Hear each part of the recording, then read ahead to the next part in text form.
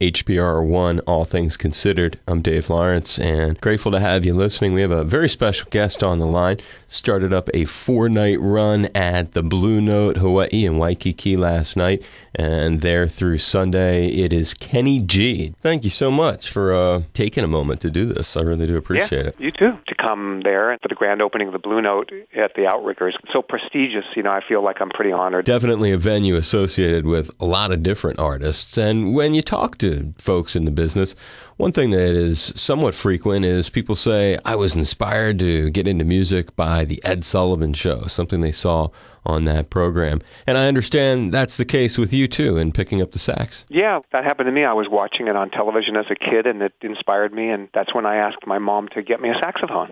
It wasn't a famous sax player. I just remember it being a big band. Someone stood up and played a solo, and I really liked it. So, oh, yeah, that looks fun. When you think about the other influences that helped shape you, it's one of those things. I just started practicing, and I liked it, and I just had this desire to get better at it. That's kind of my vibe, is that if I like something, I want to understand how it works and get good at it. I just wanted to get good at the saxophone, and then once I started hearing professional saxophone players and how beautiful a saxophone could sound, I thought, if I just keep practicing, I might be able to get a beautiful sound out of the sax like that. You also have an early reinforcer in that you were still in high school and you get your first professional gig, I guess you could call it, backing a late, great legend. Yeah, you're talking about Barry White. I was asked to play in Barry White's band. Yeah, that was a boost. My band director in high school saw something in me, and when Barry White's Love Unlimited Orchestra came to Seattle, the sax player, for whatever reason, was missing, and they needed to pick up a guy, and he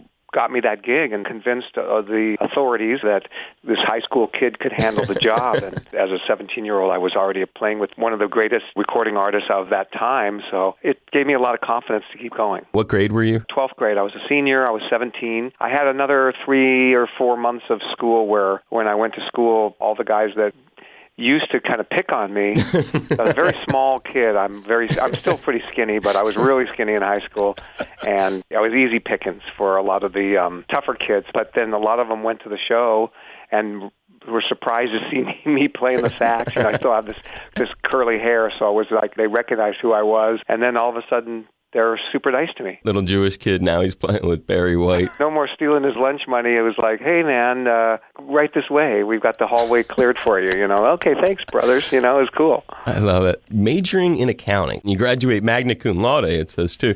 That degree seems to have been pretty important. I mean, do you factor that at all into how you're able to continue to get these deals to work?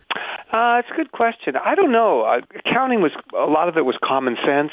I'm pretty good with numbers. They say music and numbers go together. When it came to my career, I would look at things that way. And, flying from here to, let's say, Beijing, I'm going to decide whether it's worth it because my accounting background, at least I know I can crunch the numbers and decide whether or not it's worth going all that way for the kind of money I'm getting. And it just was more of a continuation of just the way that I think, which is pretty sensible, and I've always been good in math. So you mentioned it. You fly your own plane. When did you get into flying? I got into flying. There's a bass player named Nathan East. He told me one day, he goes, hey, man, I'm taking flying lessons from this guy named Harry, and you got to go down there and check him out. Man, it's super fun. And so I did, and I started taking flying lessons, and that's how I got into it. And how much flying do you do? I mean, you mentioned, I guess I brought it up because you were talking about doing the number crunch to do a gig. My plane's it's a small little propeller plane that doesn't go very far. It can't make it to Beijing. There's no way. It's actually a plane that lands on the water as well. It's an amphibious plane called the de Havilland Beaver. What I will do is I'll go to San Francisco from L.A. to San Diego. I'll fly it to Phoenix, Vegas. In the summer times, I like to fly it over to the East Coast, but that takes about 4 days, and that's kind of like a little Zen trip that I take by myself and just kind of get into flying and looking at the scenery and camping out. It's really cool. You ever landed on the water in Vancouver? Is it one of those sort of planes? It's exactly like that. I've landed in Vancouver, right in the harbor there. I'm from Seattle, so I would make that trip quite often. As you were describing it, I could just see that area that you were talking about there, right where the cruise ships are. That's exactly right. Yeah, the only hard part about that is that when those cruise ships go by, they create quite a wake. So when you're landing your airplane, you got to kind of time it so that the waves aren't too big, because that's pretty tricky. As a pilot, you have to decide where you're going to land and what direction you're going to land in. When you're on your own, landing in a lake that's in the middle of the mountains. You have to decide, is the lake big enough? Which direction you're going to land? Where's the wind coming from? Are there any logs to look out for? Are there any animals? Those are the kind of things that you do when you're kind of on your own flying in the wilderness. Paints a great picture, what you're doing when you're not up on stage playing Songbird or something like that. Yeah, it's a nice balance for me. I was like, I'm a nobody. I land these little airports in the middle of Kansas, and I'm just a pilot, filling up, hanging out, having a sandwich. I have a little place in Canada that actually is on a lake. I fly it there every summer, which it's on the east coast of Canada, so that's when I do my 4-day little trip. As we go to wrap it up with you, and you even referenced Beijing, I guess, yourself, kind of like the Barry White, that people didn't know that maybe that you worked for Barry White when you were in high school, another interesting facet of your life culturally, and in the country that's the most populated country on the planet, that going home, part of daily life in China. For people who have no idea what I'm talking about, is it that intense? Yeah, it's that intense times about 1 million. I go to China a lot. I go to Asia a lot. There's a song that I did called Going Home, and it's just one of those things.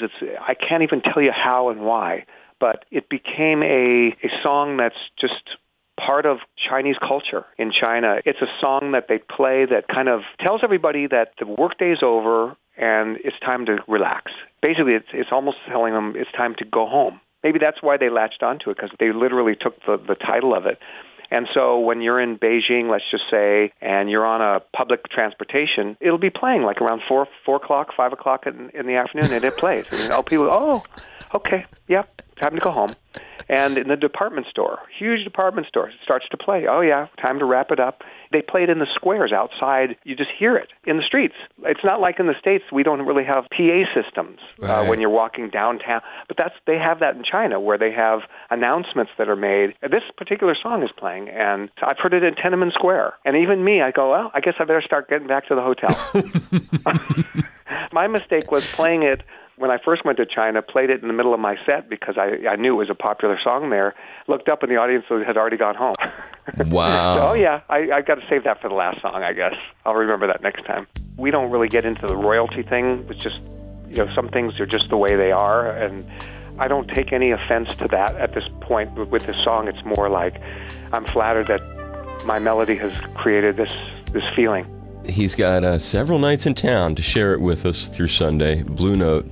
It's saxophonist Kenny G. Really appreciate you being part of the program, man. Oh, man, thank you. I really appreciate it too, Dave. Aloha, everybody. It's Kenny G here. You're listening to my friend Dave Lawrence on All Things Considered. Thanks, bro. Appreciate it.